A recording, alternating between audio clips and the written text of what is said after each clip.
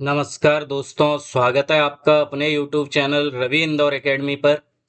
आज दोस्तों मैं आपके सामने जो भी समस्याएं वर्ग 1, 2 और 3 को लेके मैं उनको क्लियर करने का प्रयास करूंगा।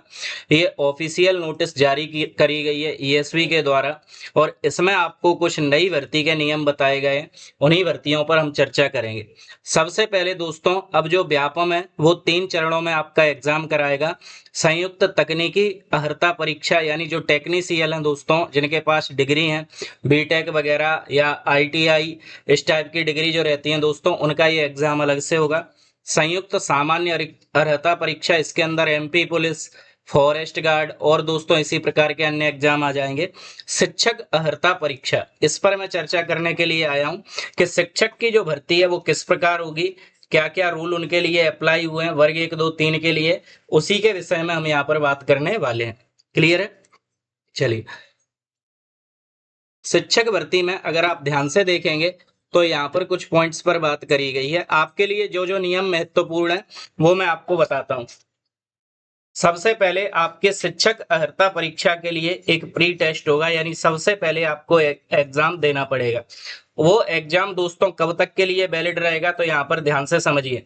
जैसे ये संयुक्त तकनीकी अर्हता परीक्षा का स्कोर कार्ड वैलिड होगा, सेम वैसे ही टीचर की सभी भर्तियों के लिए ये दोस्तों स्कोर कार्ड वैलिड होगा। ध्यान से समझना, कोई भी अभ्यर्थी संयुक्त तकनीकी अर्हता परीक्षा और संयुक्त सामान्य अर्हता परीक्षा के संदर्भ में स्कोर कार्ड और परिणाम जारी होने के दिनांक से 2 कैलेंडर वर्ष बाद 31 दिसंबर तक वैध रहेगा।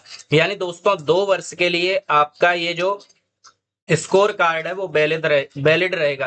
क्या इससे ज्यादा भी रहेगा? तो बिल्कुल 2 साल की जगह दोस्तों ये 2.5 साल रहेगा, आपको 6 महीने और मिल सकते हैं। कैसे, यहाँ पर समझाया। मान के चलिए आपने 10 जुलाई 2026 को पेपर दिया, तो 10 जुलाई 2026 से बताइए दोस्तों 2 साल कब हो जाएंगी? तो आप बोलेंगे सर 10 जुलाई 2026 से 2 साल हो जाएंगे 10 जुलाई 2028। लेकिन ये जो आपका दोस्तों स्कोर कार्ड है वो 10 जुलाई 2028 की जगह 31 दिसंबर 2028 तक वैलिड रहेगा। क्लियर है? यानी कोई भी साल हो 31 दिसंबर तक आपका वैलिड रहेगा, 2 साल से ज्यादा भी वैलिड रहेगा। यहां तक ये बातें समझ में आई। अब इससे आगे हम बात करने वाले हैं इसको शिक्षक अर्हता परीक्षा के परीक्षा परिणाम और स्कोर कार्ड की वैधता। शिक्षक अर्हता परीक्षा का परीक्षा परिणाम शिक्षकों की अर्हता निर्धारण हेतु आजीवन वैध होगा।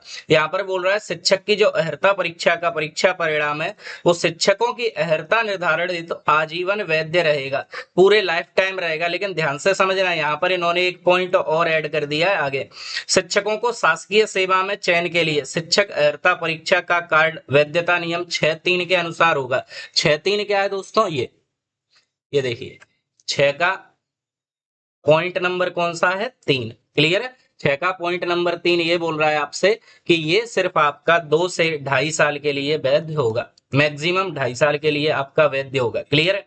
शिक्षा विभाग द्वारा शिक्षकों के चयन के लिए शिक्षक अर्हता परीक्षा अतिरिक्त अन्य विषय अथवा अर्हता निर्धारित की जा सकेंगे।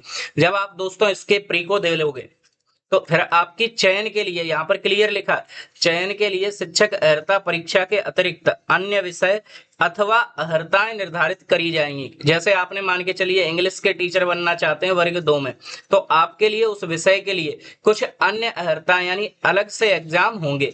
क्लियर है? तो आपकी समझ में आ रहा है, प्री होगा, प्री के साथ आपका दोस्तों मेंस भी होगा।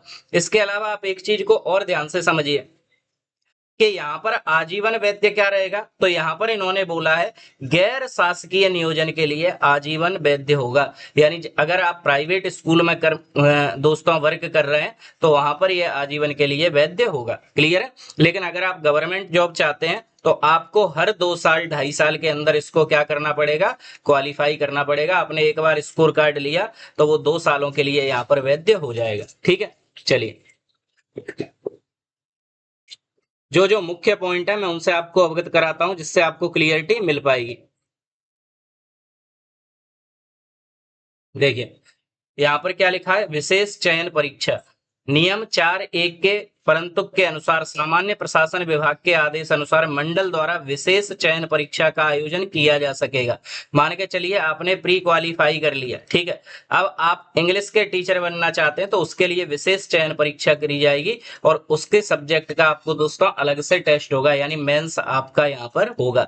मैं आपको काफी सारे पॉइंट्स पर बताने वाला हूं जहां पर क्लियर आपकी समझ में आएगा कि हाँ यहाँ पर मेंस की हमसे क्लियरली बोला गया है, ठीक है।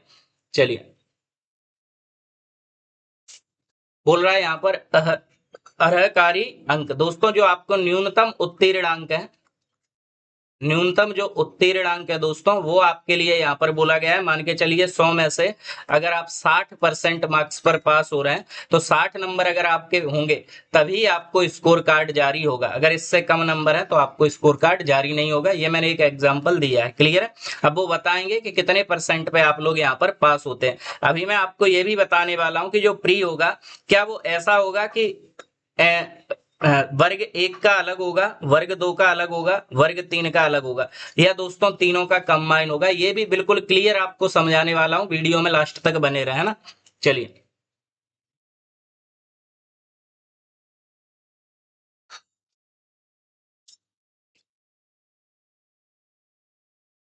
चलिए यहां पर ध्यान से समझना। ये क्या दे रखा है इन्होंने हमें, संयुक्त तकनीकी अर्हता परीक्षा। संयुक्त तकनीकी यानी टेक्नीशियल वाली है दोस्तों। उसके प्री के लिए इन्होंने बोल दिया आपसे कि आपको 25 नंबर में तो एमपीजी के वगैरह आएगा दोस्तों, और 75 नंबर का आपका क्या आएगा, जो भी सब्जेक्ट आप लेंगे। मान के चलिए कोई मैकेनिकल इंजीनियर बनना चाहता है तो उसका मैकेनिक का यहाँ पर सब्जेक्ट आएगा, वो कितने का आएगा, 75 का। टेक्नीशियल का उन्होंने बिल्कुल क्लियर कर दिया कि इतने इतने का 100 नंबर का आपका पेपर रहेगा। सुनते चलिए ध्यान से। विषय इनके अलावा देखिए, अब आप जब इसको प्री को क्लियर कर लेंगे, यहाँ पर प्री प्री कितने नंबर का होगा, 100 का। जब आप इसको क्लियर कर लेंगे तो यहाँ पर दोस्तों ये इन्होंने विषय दिए हैं कि विषय में क्या क्या चीजें आई। 25 नंबर में तो एमपीजी के वगैरह आएगा, 75 में क्या क्या आएगा, तो ये सब्जेक्ट दे रहे हैं। इनमें से कोई भी सब्जेक्ट आपके सामने आ सकता है, क्लियर। स्टेनो, पशु विज्ञान या जो भी आवश्यक हो। इधर आ जाइए, संयुक्त सामान्य अर्हता परीक्षा। इसमें क्या होगा दोस्तों, 10वीं स्तर का आपसे जीके पूछा जाएगा 25 का, एमपी जीके पूछा जाएगा, गणित पूछा जाएगा और यहाँ पर हिंदी पूछी जाएगी। 100 नंबर का ये पेपर बना दिया, इसका भी सिलेबस दे दिया कि भैया प्री के लिए आप इस चीज को रेडी कर लो। लेकिन जब शिक्षक की बात होगी तो आप देखना क्या है, यहाँ पर शिक्षक के लिए इन्होंने दोस्तों कोई सिलेबस दिया ही नहीं। सिर्फ इन्होंने क्या लिख दिया, प्राथमिक शिक्षक अर्हता परीक्षा, माध्यमिक शिक्षक अर्हता परीक्षा, उच्च माध्यमिक शिक्षक अर्हता परीक्षा। इसका क्या मतलब है कि जो सिलेबस आपका पहले से चल रहा है, जो सिलेबस आपका पहले से चल रहा है वही दोस्तों सिलेबस आपका कंटिन्यू रहेगा, पहली बात। दूसरी बात, इनका पेपर दोस्तों एमपी टेट की पात्रता परीक्षा, एमपी टेट वर्ग 3, इसकी दोस्तों पात्रता परीक्षा अलग होगी, क्योंकि ये देखिए यहाँ पर सिलेबस कुछ दिया ही नहीं, इसका मतलब इसकी पात्रता परीक्षा अलग होगी। दूसरे पॉइंट पे माध्यमिक शिक्षक अर्हता परीक्षा ये दोस्तों अलग होगी, और उच्च माध्यमिक शिक्षा परीक्षा ये दोस्तों अलग होगी। इसके अलावा फिर उन्होंने बोला आवश्यकता अनुसार अन्य परीक्षा, यानी अगर आपने दोस्तों इसको पास कर लिया और उन्हें लग रहा है, जैसे एमपी टेट वर्ग 3 है, उन्हें लग रहा है कि आप प्री के माध्यम से या तो चयन देंगे आपको, या बोल रहे हैं आवश्यकता अनुसार अन्य परीक्षा, यानी मेंस अगर आपका लेना चाहेंगे तो वो दोस्तों यहाँ पर मेंस भी लेंगे, क्लियर है। और मेंस लेंगे क्योंकि स्कोर कार्ड जारी होगा और वो 1.5 साल के लिए, 2.5 साल के लिए वैलिड रहेगा दोस्तों, तो वो यहाँ पर आपका क्या लेंगे, फिर मेंस भी लेंगे। यहाँ पर आप समझ पा रहे होंगे, प्राथमिक शिक्षक का कोई सिलेबस नहीं दिया, माध्यमिक शिक्षक का कोई सिलेबस नहीं दिया, ना ही उच्च माध्यमिक का कोई सिलेबस दिया। इसका सिर्फ एक ही रीजन है हमारे पास कि इनका जो सिलेबस है पहले से चल रहा है दोस्तों, सेम वही सिलेबस आपका फॉलो होगा, क्लियर है। अच्छा, यहाँ पर एक चीज आप और देखिए, मैं इसको भी क्लियर कर देता हूं। यहाँ पर संयुक्त सामान्य अर्हता परीक्षा 100 नंबर की होगी, तो आप बताइए क्या सर इसी से सभी नौकरी स्कोर कार्ड से मिल जाएंगी? बिल्कुल नहीं मिलेंगी, क्योंकि सबकी दोस्तों अलग अलग यहाँ पर वैल्यू है। जैसे एमपी पुलिस है, इसका कुछ अलग सिलेबस है, तो इसके लिए मेंस इन्हें दोस्तों अलग कराना पड़ेगा। एमपी पुलिस के लिए जेल पुलिस का कुछ अलग होगा, फॉरेस्ट का कुछ अलग होगा, अलग अलग एग्जाम है। ग्रेड 4 की, ग्रुप 4 की जो भर्ती है दोस्तों, उनके लिए कुछ अलग सिलेबस रहेगा। तो इन सब के लिए इनका मेंस होता रहेगा। लेकिन अगर आपने इसका प्री क्वालिफाई कर लिया तो फिर आप जिसका मेंस की तैयारी करना चाहें उसके मेंस की तैयारी कर सकते हैं। जैसा अभी यूपी में चल रहा है सेम वही सिस्टम एमपी में अप्लाई होने वाला है। यूपी में क्या सिस्टम चल रहा है मैं आपको समझाता हूं। यूपी में क्या सिस्टम चल रहा है ध्यान से समझना। यूपी में क्या हो रहा है, सबसे पहले आपसे दोस्तों क्या दिलवा ली जाती है, वहां की पात्रता परीक्षा। यूपी ट्रिपल एस सी जब आप इसको क्वालिफाई कर लेते हैं, मान के चलिए इसमें 10 लाख बच्चे बैठे, ठीक है। अब 10 लाख बच्चों में से उन्होंने अभी लेखपाल की वैकेंसी निकाली, ठीक है। तो लेखपाल की वैकेंसी में उन्होंने स्कोर कार्ड के अकॉर्डिंग बच्चों को उठाया, यानी इन 2 लाख 10 लाख में से मान लीजिए एक एग्जांपल दे रहा हूं, 2 लाख बच्चों को उन्होंने इसमें काय में बुलाया, लेखपाल में। अब लेखपाल का दोस्तों क्या कराया उन्होंने, एग्जाम, यानी एक तरीके से मेंस, क्योंकि प्री तो आप पहले ही दे चुके हैं, अब आप क्या दे रहे हैं यहाँ पर, मेंस। जब आपने लेखपाल का मेंस दिया तो अब उसमें सिर्फ बच्चे कितने रह गए, 2 लाख। अब कंपटीशन सिर्फ इन 2 लाख में होगा, ये जो 10 लाख बच्चे हैं वो यहाँ से शुरुआत से ही क्या हो जाएंगे, हट जाएंगे। समझ में आ रही है बात। ये यूपी में पहले से ही प्रोसेस चली आ रही है, अन्य अदर स्टेट में भी यही चीजें चल रही हैं और यही अब एमपी में भी अप्लाई होने वाली है। क्लियर है, और क्लियरिटी दूं, चलिए। सीटेट तो आप सभी जानते हैं यूपी में होता है, तो सीटेट में आप जानते हैं दोस्तों पेपर 1 और पेपर 2, कितने पेपर होते हैं, पेपर 1 और पेपर 2। ये काय के लिए होता है, फर्स्ट से लेके 5 क्लास तक, ये कहां से, 6 से लेके 8th क्लास तक। तो हमारी क्या समझ में आया, अब सीटेट भी देते हैं दोस्तों, तो पेपर 1 के लिए हमें अलग एग्जाम देना पड़ता है, पेपर 2 के लिए अलग एग्जाम देना पड़ता है, और शिक्षक बनने के लिए दोस्तों हमें मेंस भी देना पड़ता है। तो जो चीजें यहाँ पर पहले से चल रही हैं सेम वही चीजें अब एमपी के अंदर अप्लाई होने वाली हैं। और यही कारण है दोस्तों कि उन्होंने यहाँ पर शिक्षक पात्रता परीक्षा वर्ग 3, वर्ग 2 और वर्ग 1 ऐसे लिख के छोड़ दिया है कि भैया जो पहले का सिलेबस है उसी के अकॉर्डिंग आपका एग्जाम होगा।